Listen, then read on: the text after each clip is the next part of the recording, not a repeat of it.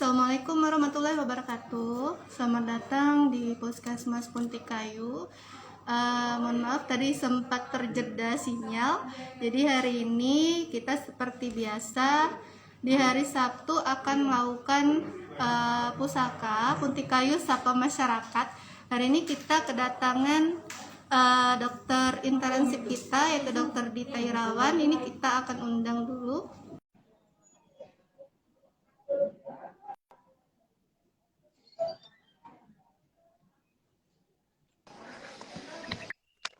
Oke. Hai Ayu, maaf tadi. Oke, Dokter Dita. Oke, kita mulai lagi ya. Tadi sempat terjeda sebentar. Hari ini Dokter Dita akan membahas mengenai osteoartritis ya. Iya, betul. Oke, dipersilakan untuk Dokter Dita. Baiklah, Assalamualaikum warahmatullahi wabarakatuh. Salam. Yang nonton, hari ini kita akan bahas osteoartritis. Kenapa? Karena hari ini kan hari lansia ya. Jadi kita bahas tentang osteoartritis yang banyak terjadi pada orang tua. Begitu, Mbak. Jadi kita mulai ya. Untuk osteoartritis sendiri sebenarnya itu penyakit sendi ya yang banyak terjadi pada orang tua. Jadi terdapat perubahan dari struktur sendi itu sendiri. Nah, kenapa? Jadi osteoartritis itu sendiri saya sebut OA aja ya Mbak ya, biar kita gampang. Jadi OA itu pria dan wanita sama-sama banyak terjadi. Tapi kalau pria Mbak itu biasanya terjadinya di bawah 50 tahun. Nah, untuk dari perempuan itu biasanya lebih dari 50 tahun atau pada saat mau menjelang menopause, itu udah mulai sakit-sakit sendinya. Nah, untuk keluhan dari OA itu sendiri biasanya itu di lutut, di sendi panggul, di tulang belakang, itu yang paling sering terjadi ya di sendi-sendi besar. Nah, kalau untuk faktor resikonya sendiri, yang pertama sudah saya jelaskan ya, tadi dari usianya, kalau dari pria itu dari usia muda, kurang dari 50 tahun, untuk dari perempuan itu lebih dari 50 tahun. Nah, untuk dari gaya hidup, lifestyle, ya, jadi salah satunya itu paling banyak merokok. Jadi merokok itu ada kandungan racun dalam darahnya yang bisa merusak jaringan dari tulang rawan itu sendiri. Terus ada penyakit lain yang bisa menyertainya itu kayak kencing manis, hipertensi. Jadi kayak di Puskesmas Puntikayu, kebanyakan pasien yang berobat itu hipertensi pasti diikuti dengan osteoartritis. Begitupun juga dengan kencing manis. Nah, untuk satu lagi itu faktor resikonya bisa obesitas ya. Jadi waktu saat kita berjalan, tubuh kita itu akan membawa beban yang lebih berat. Itulah yang membuat kita sakit-sakit sendi. Terus untuk faktor-faktor lainnya itu bisa karena riwayat trauma lutut ya, bisa karena terjatuh seperti itu. Untuk pekerjaan sering membawa beban berat kayak petani, kuli bangunan. Terus aktivitas fisik pun bisa kayak kita berdiri yang terlalu lama, berjalan terlalu jauh atau sering naik turun tangga. Terus untuk ciri-cirinya, bagaimana kita tahu kalau itu OA? Biasanya untuk pasien itu dia mengeluh nyeri sendi, ya pagi hari waktu baru mau bangun tidur, nyerinya itu biasanya sekitar 15-30 menit, tapi bisa membaik kalau istirahat. Terkadang juga pasien OA itu di sendinya bisa ada pembengkakan, merah, kayak gitu ya. Terus nyerinya nyerinya itu bisa sedang sampai berat. Dan nyerinya itu kadang timbul atau terus-menerus. Terus juga kadang merasa kelelahan, kayak kelinu semua badannya. Ada bunyi ya, kalau misalnya baru bangun kayak orang tua itu baru-baru mau berdiri dari posisi duduk atau posisi link, itu bunyi kretek kayak gitu di tulang-tulangnya. Untuk dari bagaimana tata laksananya sendiri, kita itu seperti biasa ada dua ya, ada yang non farmakologis dan farmakologis. Dari non farmakologis itu kita biasanya nyaranin yang pertama untuk obesitas itu diet. Diet yang paling penting. Terus aktivitasnya dikurangin, kayak mengurangi ngangkat-ngangkat beban berat. Terus juga kalau untuk orang tua perbanyak istirahat, kayak gitu. Boleh olahraga, cuman olahraga intensitasnya tidak berat gitu. Terus untuk obatnya sendiri, kita mengurangi rasa nyerinya itu. Untuk di puskesmas terdekat atau apotek-apotek terdekat bisa cari obat namanya natrium diklofenak. Seperti itu, Mbak. Oke. Ini dok, jadi untuk osteoartritis itu lebih banyak menyerang usia lansia ya? Tuh, banyak usia. Tapi Kalau usia produktif, usia muda, kira-kira banyak nggak dok yang terkena osteoartritis ini? jarang ya, Kemungkinannya gitu. sangat jarang. Jarang ya? Misal dia ada riwayat trauma lutut kayak jatuh, seperti itu bisa, kemungkinan bisa untuk kena OA ya bisa.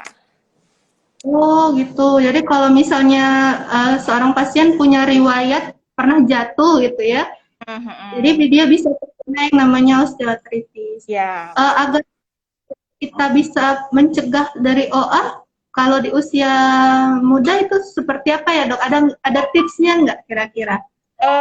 Tipsnya mungkin banyak konsumsi yang mengandung kalsium ya, kayak pisang bisa. Oke.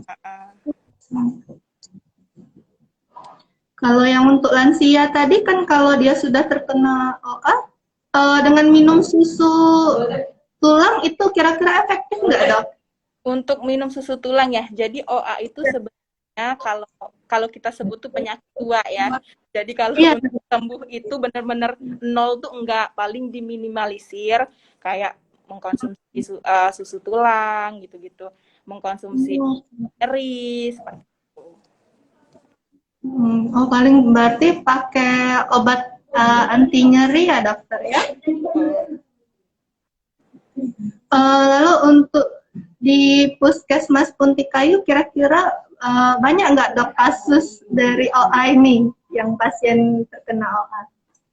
Yang sudah saya jelaskan tadi, kalau di puskesmas ini kebanyakan itu yang pasien darah tinggi dan kencing manis yang umurnya di atas 40 sampai 50 tahun itu biasanya disertai OA.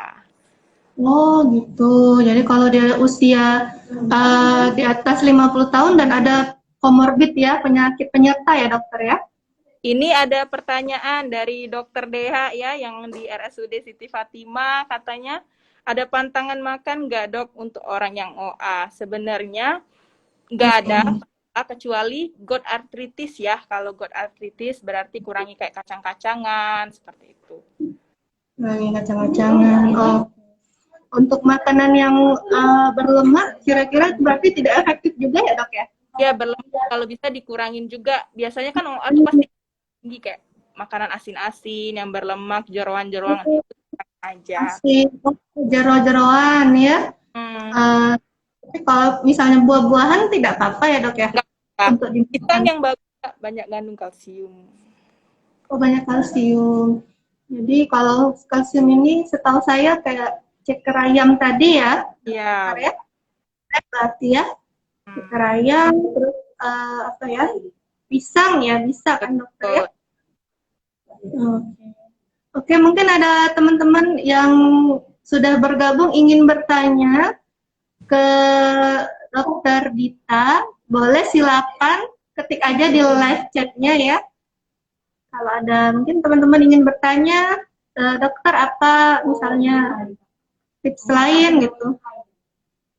Kita hari ini memperingati Hari Lansia Nasional HLUN. Jadi kepada semua lansia kami mengucapkan selamat Hari Lansia. Semoga lansia-lansia kita walaupun usia sudah tua, usia sudah lanjut, tetap berproduktif dan sehat. Betul. Itu semua. Dan jangan lupa tetap memeriksakan kesehatan secara berkala di Puskesmas Puntikayu. Ini bagi yang lansia-lansia kita yang tinggal di Kelurahan Srijaya dan Karya Baru. Kalau lansia di luar itu bagaimana? Boleh saja, tapi lebih diutamakan karena puskes kita ada di wilayah 2 kelurahan tadi. Ya, ada lagi yang mau ditanyakan teman-teman? Boleh untuk teman-teman atau Bapak Ibu yang mau ditanyakan. Bapak Ibu, kita mencoba pusaka dengan metode live streaming terbaru. Ini Mbak ada pertanyaan dari Dokter Wiwi ya, dari RSUD Siti Ya, Sadika kebetulan. saya sendi apa saja yang terkena? Jadi untuk OA itu biasanya sendi-sendi besar ya, kayak sendi lutut, tulang belakang, dan sendi panggul. Oke. Ada dari Kaledav, ada tips diet untuk lansia yang overweight tapi punya penyakit komplikasi hipertensi, diabetes, dan batu ginjal. Gimana ini dok? Jadi tips dietnya untuk para orang tua itu, atau terutama hipertensi, DM ya, sama batu ginjal, itu biasanya mengurangi jumlah kalorinya. Seperti itu, menghitung kalori, misal biasanya makan satu wadah nasi itu ya yang biasanya 320 kalori bisa dikurangi setengah kayak gitu.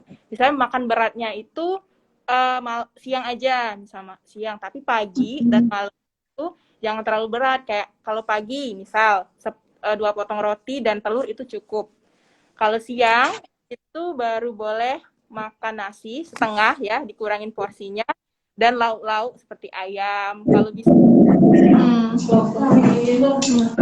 Jadi paling itu mengkonsumsi buah-buahan kayak gitu aja. buah-buahan. Jadi kalau misalnya ditambah buah-buahan dan sayur-sayuran berarti kan ditambah ada ininya lah, apa serapannya jadi dok ya. Betul. Ya, bukan itu. Ya teman-teman, ada yang mau lagi ditanyakan?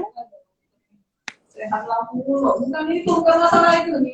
Kira-kira sepertinya tidak ada lagi nih dok yang ingin bertanya. Baik, kalau tidak ada lagi yang mau bertanya, saya ucapkan terima kasih sudah menonton live pada hari ini. Saya mohon maaf apabila ada salah. Saya tutup ya. Terima kasih untuk Dokter Dita Irawan selaku dokter intensif Puskesmas Puntikayu yang sudah berkenan memberikan ilmu dari mengenai osteoartritis. Jadi tetap ditunggu ya untuk teman-teman lain. Kita insya Allah akan melakukan pusaka live Instagram setiap hari Sabtu jam 9, kadang jam 11, gitu tergantung dari sikon kita juga. Nanti kita akan bicara lagi bersama dokter intensif kita yang lain. Terima kasih Dokter Dita atas atensinya. Kita akhiri ya. Assalamualaikum warahmatullahi wabarakatuh. Salam sehat. Salam sehat.